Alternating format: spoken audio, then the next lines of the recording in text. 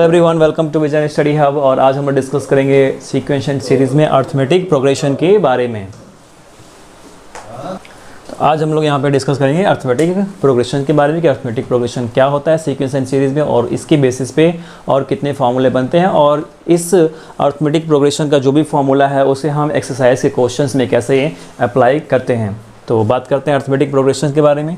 तो मैंने आपको बताया था कि कोई भी सीक्वेंस एंड सीरीज़ जो कुछ इस तरह से लिखी जाती है, sequence and series A1 A2 A3 dash dash dash AN, जहाँ पे AN आपका nth टर्म होता है या आप उसे लास्ट टर्म भी कह सकते हैं, करेक्ट, nth टर्म या लास्ट टर्म।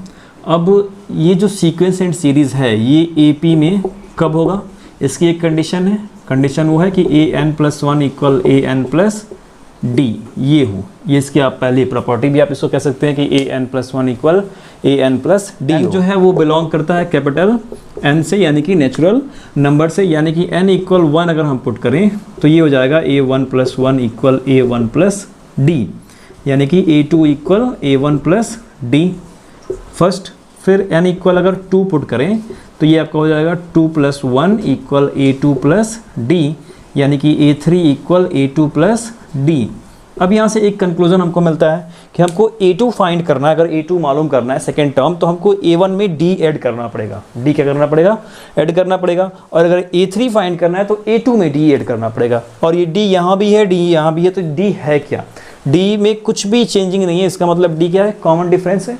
और एक कंक्लूजन और कि ये D क्या है? कांस्टेंट होगा, तभी तो जो D यहाँ है वही D यहाँ भी है। और ये D मिलता कहाँ से है? ध्यान दीजिएगा, D जो हो गया वो आपका कॉमन डिफरेंस हो गया। कॉमन डिफरेंस किसका? दो एडजेसेंट टर्म्स के बीच का, यानी कि सेकेंड टर्म और फर्स्ट टर्म का, ठीक है, या थर्ड टर्म और सेकेंड टर्म का। तो D इक्वल होता है आपका A2 माइनस A1 भी आप कह सकते हैं, A3 माइनस A2 भी कह सकते हैं, A4 माइनस A3 भी आप कह सकते हैं। राइट, अब इसकी बात कांस्टेंट वाली जो है वो कहाँ से?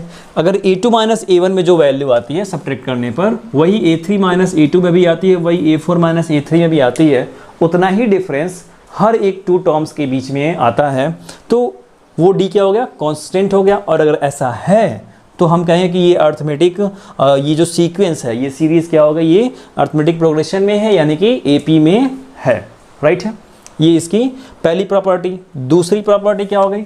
ये जो आपका DMS होता है, DMAS, यानी कि डिवीज़न, करेक्ट ना, फिर मल्टीप्लाई, और फिर आपका एडिशन, और फिर आपका सब्ट्रैक्शन, इन चारों प्रॉपर्टी को शो करता है। ये चारों प्रॉपर्टी जो है आप इनकी सीक्वेंस सीरीज जो भी अर्थमेटिक प्रोग्रेशन में है इसके टर्म्स के बीच में अप्लाई कर सकते हैं, यानी एडिशन भी, सब्ट्रैक्शन भी, मल्टीप्लिकेशन भी और डिवीजन भी अप्लाई होने के बाद भी अगर आपको मिलता है तो क्या है? अर्थमेटिक प्रोग्रेशन में बस एक कंडीशन को उसको फॉलो करना होगा कि उनके जो भी टू टर्म्स हैं, एडजेसेंट टर्म्स, उनके बीच का डिफरेंस, कॉमन डिफरेंस क्या होना चाहिए? सेम होना चाहिए, कांस्टेंट होना चाहिए। इस बात को याद रखेगा। ये बातें हालांकि आपको क्लास 10th में भी बताई गई हैं कि अर्थमेटिक प्रोग्रेशन क्या है, वहाँ पे अर्थमेटिक प्रोग्रेशन दिया है। तो वहाँ बहुत सारी बातें बहुत लॉन्ग में एक्सप्लेन की गई हैं, यहाँ पे हमको उतना लॉन्ग नहीं जाना है, बहुत ही ब्रीफली एक्सप्लेनेशन समझना है उसको हमको। तो ये दो प्रॉपर्टी है। फर्स्ट प्रॉपर्टी मेन यही है, जहाँ पे कॉमन डिफरेंस अगर सेम मिलता है एडजेसेंट टर्म्स के बीच में तो वो सीक्वेंस और सीरीज अर्थमेटिक प्रोग्रेशन में होगा। सेकंड प्रॉपर्टी की वो इन सारी जो भी DMS हैं, कंडीशन या डिवीजन, मल्टीप्लिकेशन, एडिशन, सब्ट्रैक्शन, इनको वो टर्म्स के बीच में अप्लाई कर सकते हैं, और अगर ऐसा है तो वो भी क्या होता है? अर्थमेटिक प्रोग्रेशन में होता है।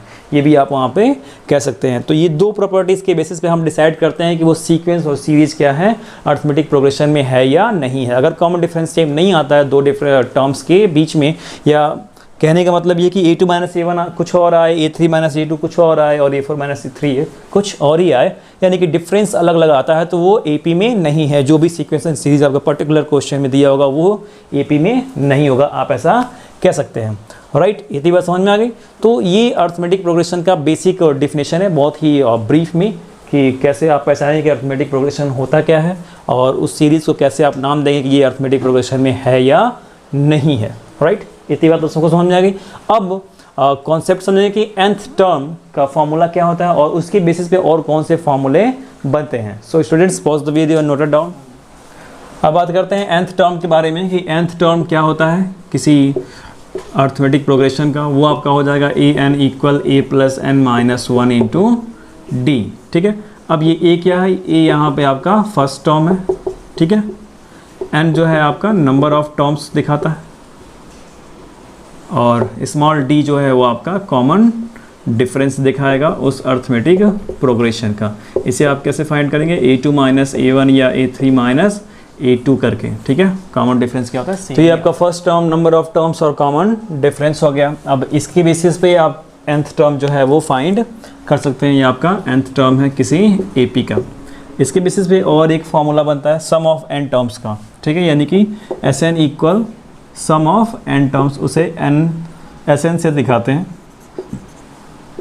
अब ये सम ऑफ n टर्म्स होता कितना है, Sn equal n by 2 2a plus n minus 1 into D, right है।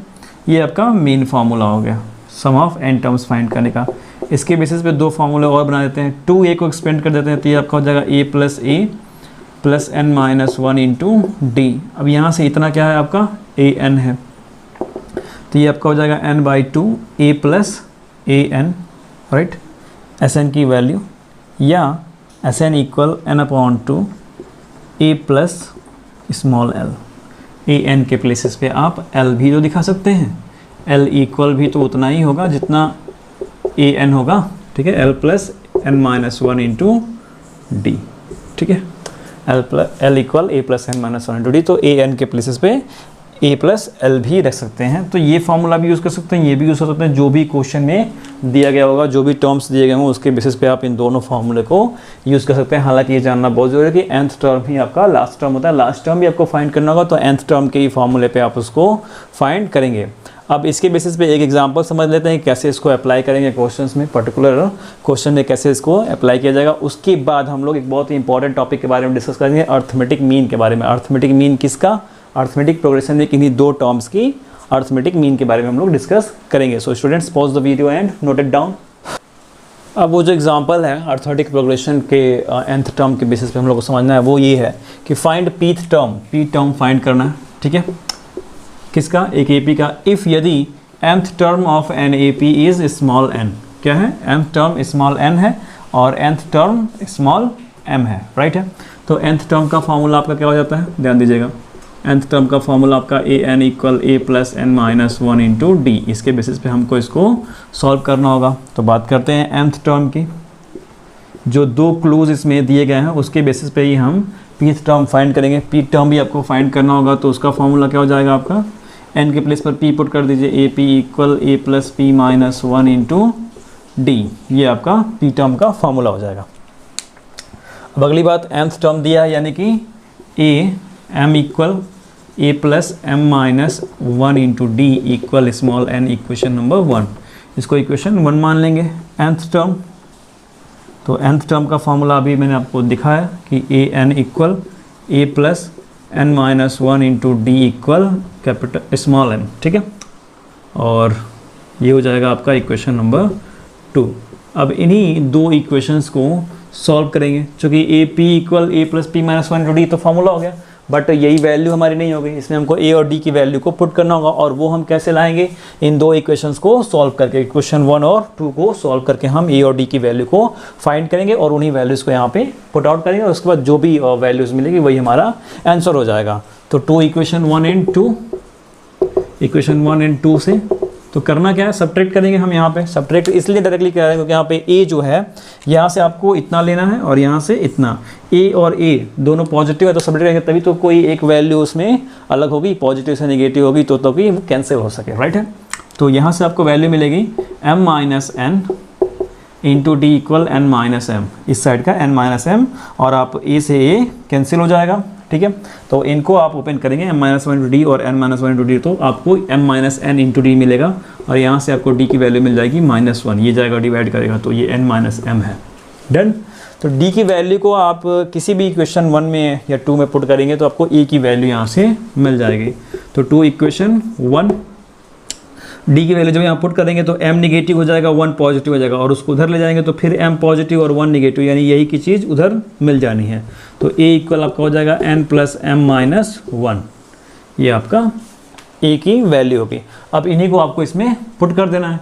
तो पीथ टर्म के बारे में बात करें तो पीथ टर्म यानी A P equal A plus P minus one into D, और ए की value N plus M minus one, और माइनस वन से पी माइनस वन मल्टीप्लाई करेंगे तो माइनस पी प्लस वन हो जाएगा, वन से माइनस वन कैंसिल, तो आपकी वैल्यू हो गई N plus M minus P. ये आपका पी टर्म हो गया, पी टर्म की value N plus M minus P.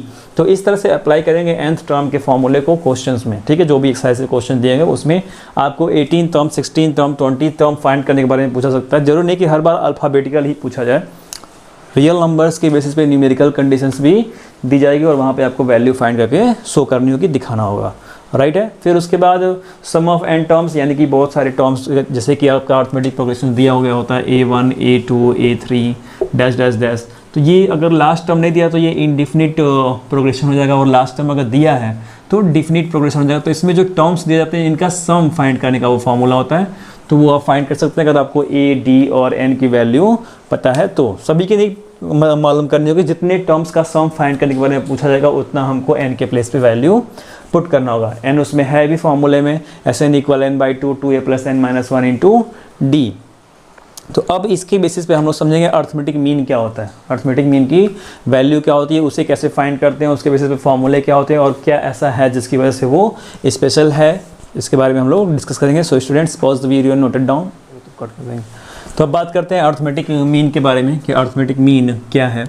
Arithmetic mean किसी अर्थमेटिक प्रोग्रेशन के टू टर्म्स के बीच का फाइंड किया था, यानी ए और बी ये अर्थमेटिक प्रोग्रेशन में हैं और इनके बीच के किसी टर्म को हम फाइंड करते हैं, तो यही कैपिटल ए जो मैंने लिखा है यही क्या हो जाता है आपका अर्थमेटिक मीन हो जाता है। यानी कैपिटल ए की वैल्यू डिपेंड करती है इसके पहले वाले टर्म्स पे और इसके बाद वाले टर्म्स पे। तो ए की वैल्यू हो जाएगी small A plus small B upon two, यही आपका अर्थमेटिक मीन हो गया, ठीक है, A plus B upon two. अब आप सोचेंगे कि सर इतना ही और नॉर्मल था, इतना ही बेसिक्स था, तो इसको हम लोग को यहाँ एक्सप्लेन करने की क्या ज़रूरत है। तो ये तो कुछ मिलता जुलता है, इसके पीछे हम लोग पिछले वाले क्लासेस में बहुत सारी बातें इसके बारे में पढ़ चुके हैं, एवरेज के कॉन्सेप्ट की तरह है, ठीक है, अर्थमेटिक मीन स्टैटिस्टिक्स में पढ़ चुके हैं, उसकी तरह से है ये। तो यहाँ पे इसको पढ़ने की क्या ज़रूरत है, यहाँ पे ज़रूरत है, उसकी एक वजह है, जो भी रीज़न आप जानना चाहते हैं। अगर हम बात करें एक सिचुएशन कंसिडर करते हैं कि ए और बी के बीच में सिर्फ एक ही अर्थमेटिक मीन ना हो, बहुत सारे अर्थमेटिक मीन्स हों, ठीक है, तो उनकी वैल्यू कैसे फाइंड करेंगे, यही वो स्पेशल चीज़ है जिसके बारे में हम लोग को समझना है। यानी कि ये कुछ इस तरह से दिया हो कि ए और बी है आपका, इसमें A1, A2 dash dash dash AN तक दिया हो, ठीक है। अब इनकी वैल्यू हमको फाइंड करनी है, करेक्ट। तो ये आपका हो गया अर्थमेटिक मीन, सभी आप यहाँ पे अर्थमेटिक मीन ही में ही है। तो इसे कैसे फाइंड करते हैं, तो इसको फाइंड करने के लिए सबसे पहले हम यहाँ पे देखते हैं कि ए और बी को कौन सा टर्म हम ले सकते हैं, कौन सा टर्म। तो ए जो होगा ये क्या हो जाएगा, nth टर्म हो जाएगा, राइट है, और ये सभी आपके n+1 टर्म हो जाएंगे, यानी कि n में एक ऐड किया जाएगा तब आपको ये सब मिलेंगे, ठीक है। ये एक ही के कई सारे पार्ट्स हैं। और b आपका हो जाएगा n+2 टर्म, ठीक है। और n+2 टर्म जब हम फाइंड करने जाएंगे an+2, तो ये आपका हो जाएगा a plus n+2 minus 1 into D, तो ये आपको मिलेगा a plus n+1 into D, और an+2 की वैल्यू b, ये आपका फॉर्मूला बन गया। बट हमें यही नहीं चाहिए, यहाँ से हमें d की वैल्यू चाहिए, तो d इक्वल हो जाएगा b minus a upon n+1, right है, ये d की आपकी वैल्यू हो गई। अब इसी को हमें पुट करना होगा इनकी वैल्यू को फाइंड करने के लिए, यानी कि a1 equal a plus D, A से हम इसको फाइंड करने जाएंगे तो a प्लस डी का होगा, ठीक। a2 जब फाइंड कर जाएंगे तो 2d हो जाएगा, एक d यहाँ का और एक d इससे पहले का। तो a1 equal a plus D, यानी कि a की वैल्यू a और d की value b minus a upon n+1। इस फॉर्मूले से आप a1 फाइंड कर सकते हैं। Similarly a2 equal a plus 2d, यानी कि a plus 2 into B minus a upon n+1, और फिर इस तरह से ही an equal a plus n into D, यानी कि a plus n b minus a upon n+1। इस फॉर्मूले से आप इसमें दो टर्म्स के बीच में जितने भी अर्थमेटिक मीन आपको दिए जाएं, आप उन सारे अर्थमेटिक मीन्स की वैल्यू को फाइंड कर सकते हैं इस फॉर्मूले के थ्रू, राइट है। So students pause the video and note it down.